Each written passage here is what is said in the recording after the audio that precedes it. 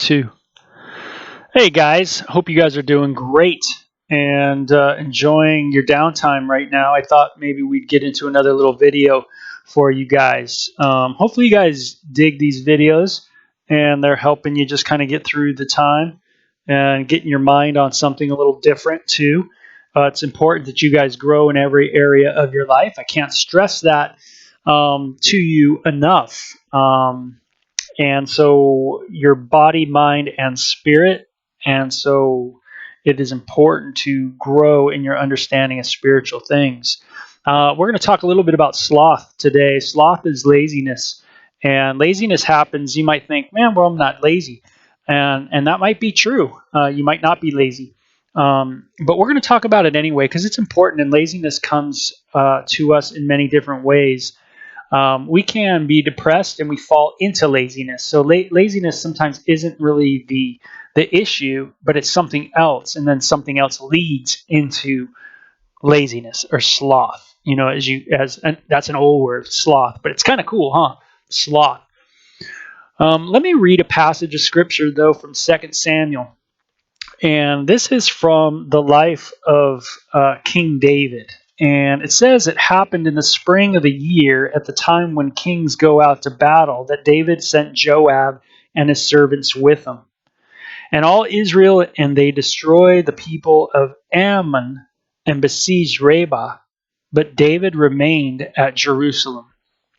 So David, instead of going to battle as the king of Israel, stays home.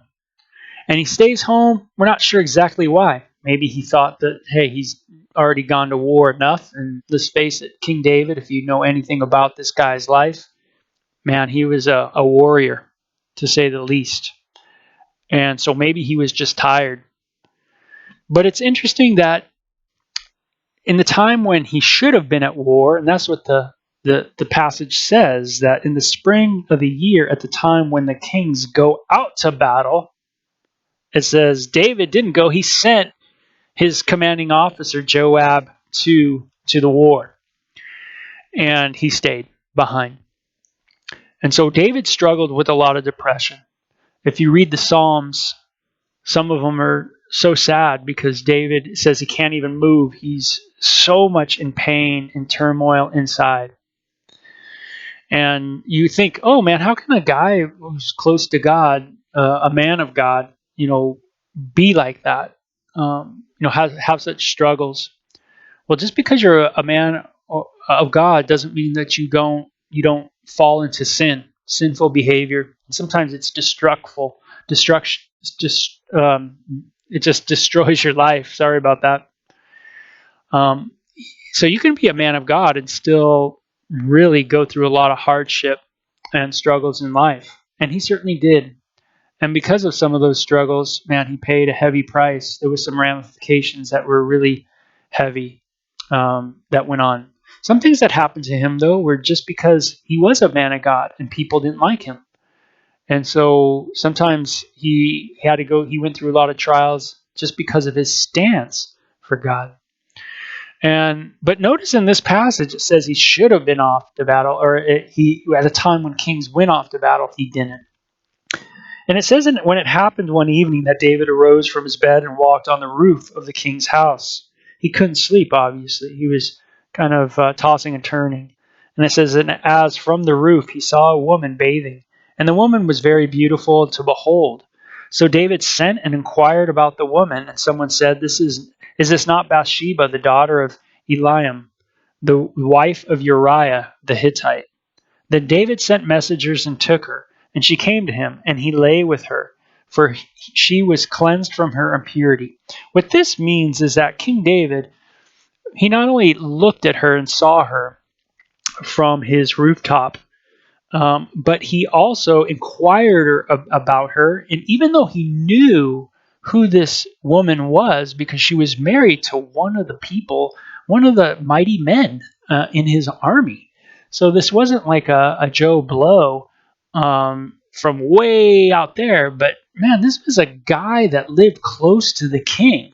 So he was one of the close, mighty warriors that protected the king. I mean, the king could see this guy's home from where he lived. So if you're living by the president, so to speak, you got to know the president fairly okay, or he's got to know you and who you are. And so King David knew this person, and he obviously coveted his wife. And he takes his wife, and then while he's off to war, and he makes sure that she's not on her monthly impurity, which is her period. And then he finds that she's not, and then he has sex with her. That's what it means, by the way, in the Bible when it says, "And he took her." That's another way of saying that he lay with her. These are ways to say that he had sex with her. And she comes back to him later on and says, "I am with child." And that puts King David into a little bit of a spin of what to do. Of course, Uriah at some point might come back from the battle, and lo and behold, his wife would be pregnant. And so he has to come up with an idea of what to do. So let's read about this. So when David sent to Joab saying, "Send me Uriah the Hittite," that's the husband. And Joab sent Uriah to David. And when Uriah had come to him, David asked how Joab was doing, and how the people were doing, and how the war prospered. And David said to Uriah, "Go down to your house and wash your feet." So Uriah departed from the king's house, and a gift of food from the king followed him. But Uriah slept at the door of the king's house with all the servants of his lord, and did not go down to his house. So when they told David, saying, "Uriah did not go down to his house," David said to Uriah, "Did you not come from a journey? Why did you not go down to your house?" And Uriah said to David, "The ark and Israel and Judah are dwelling in tents, and my lord Joab and the servants of my lord are encamped in the open fields. Shall I then go to my house and eat and drink and lie with my wife? As you live, and as your soul lives, I will not do this thing." Then David said to Uriah, "Wait here today also, and tomorrow I will let you depart." So Uriah remained in Jerusalem that day and the next. Now when David called him, he ate and drank before him, and he made him drunk.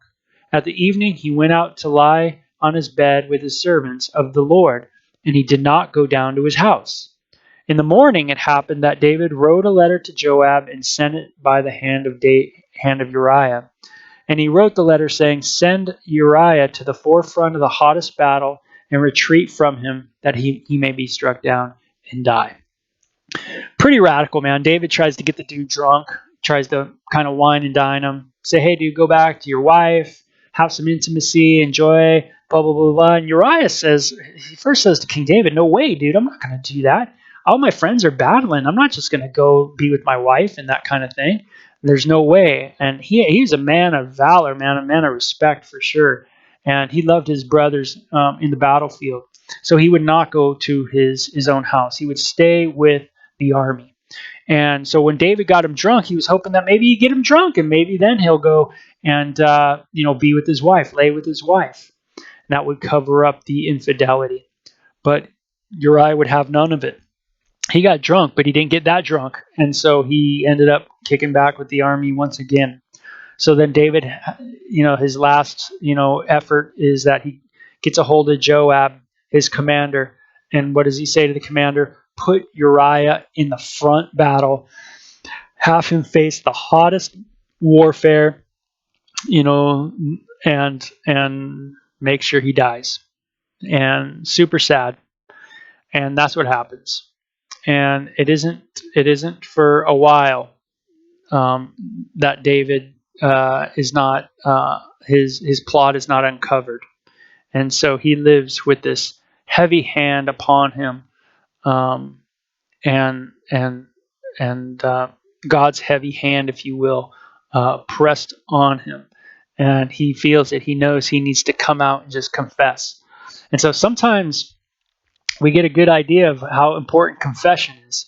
And the reason why is because sometimes you have a heavy burden that's on you, things that you've done that you know you shouldn't have done. And so the best thing to do is just to talk to God about it. Hey, God, you see what I saw last night. You see what I look at. Lord, you see my struggles. You see what's in my heart. Lord, you see all those things. Help me in these areas of my life. Help me to share it with another person, giving me a willing heart, to share these things. That kind of attitude will help you. Because if you don't do that, then you will fall into the avenue of what King David does, where he falls into an area of depression. And that's easy to go to when you have so much burden that's in there. So work on confession, that's important. But remember that at the beginning of the story, the issue was sloth, right? It was laziness. You guys are on break. You guys need the break. This is a time for you guys to recover for sure. You don't want to overstress your body, but you don't want to understress the body, I'm sure, as well, right? You know your body needs to be stressed because you know there's going to come a time you're going to get right back into it. So you got to stress, but you also need to rest. And that's going to be the balance. That's why you got trainers and all these people in your life to help you guys through this time. But my encouragement to you is that we all work on not doing what King David did. So instead of doing what we should be doing, what we have been told to do, what's required of us, instead what we do is we become lazy and we don't do those things. So work on that. Work on not getting into that laziness. If you find yourself getting lazy, then confess it. Say, hey, God, help me not be lazy. That's not going to help me in my life at this point. Listen to your body, of course. If your body's overly tired, talk to your trainer. Maybe there's something that is going on with that body. All of our bodies go through different things, hormones are going through there, everything like that. But that's what they're there for. But talk to God. Ask God to help you with that issue that you're struggling with, the area of sloth. We all know what it's like when we're around people that are extra slothful. And it's super sad to see people with a lot of potential have no drive. But there's a lot of reasons why sometimes people fall into that sloth and that laziness, that complacency. There's many reasons why. So for us, it's important that we don't overly judge people that are slothful. Instead, we pray for them. And we ask God to help them with that in their life. And sometimes even as a friend, we can come alongside someone who is slothful and we can talk to them. And I know that's difficult on a team, but you can first just be praying for someone. And that might be the way that you go about it on a team situation, is just be praying for that person. Make a little list, while you're in the downtime, of people that you can be praying for on the team. Might be overwhelming to think of praying for the whole team, but maybe just make a list of like 5 people. Just like, your hand, 5. Just put 5 people on it, and just go, man, boom, boom, boom, boom. I'm praying for these 5. And keep those people in prayer, because you don't know what's going on in their life. You don't know what's happening in their heart and their mind, but you certainly can help them as you grow in your walk with God. So hope you guys are doing well. We're doing good. Kind of keeping it semi quiet, not in the lives of other people, but it's fun to skateboard out in my neighborhood, that's for sure. I'm enjoying that. Not too many people out, but it's like I got the whole park to myself. So you guys take care. We'll see you soon. And take care. Talk to you guys later. Bye-bye.